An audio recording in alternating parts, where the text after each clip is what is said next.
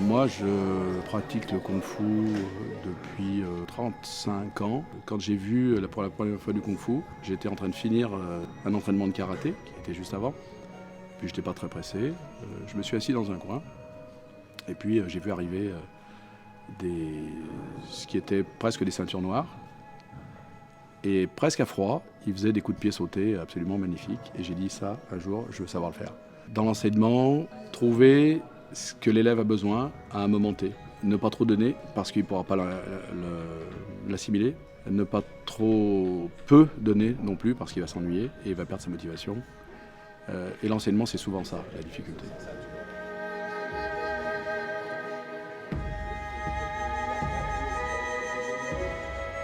Je connais le kung-fu par mon père qui a été élève avec le maître Gilles.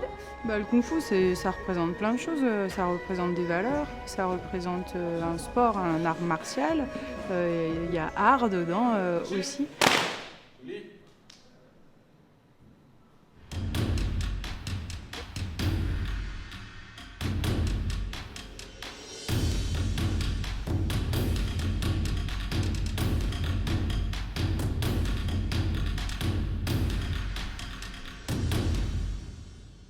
Moi, c'est un art.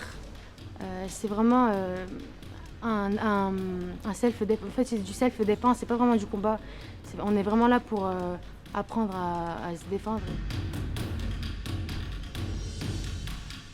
Alors pour moi, ça représente deux choses. Déjà, c'est toute une philosophie, c'est toute une culture chinoise que j'ai toujours adorée. Donc c'est se dépasser soi-même, aussi bien son corps que son esprit. Et c'est aussi un excellent moyen de garder son corps en forme. Le kung-fu, ça représente, c'est un art martial. Ça peut aussi être un sport, ça dépend un petit peu comment on le perçoit. Mais c'est aussi un art de vivre et une certaine philosophie.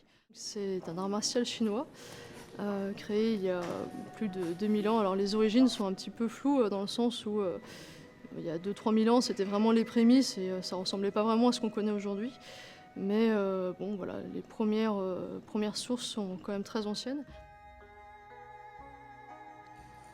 On peut dire que le kung-fu fait travailler beaucoup de choses, beaucoup de qualités physiques. Et les qualités physiques principales, elles sont très, très définies par des bouquins de physiologie. Les qualités de force rapide, les qualités de souplesse, toujours pareil, souplesse rapide, les qualités de cardio, endurance et résistance. Et puis des qualités qu'on ne retrouve pas forcément dans d'autres sports, de mémorisation. Donc il y a un travail sur l'intellect et un travail sur la mémoire. Donc c'est relativement complet.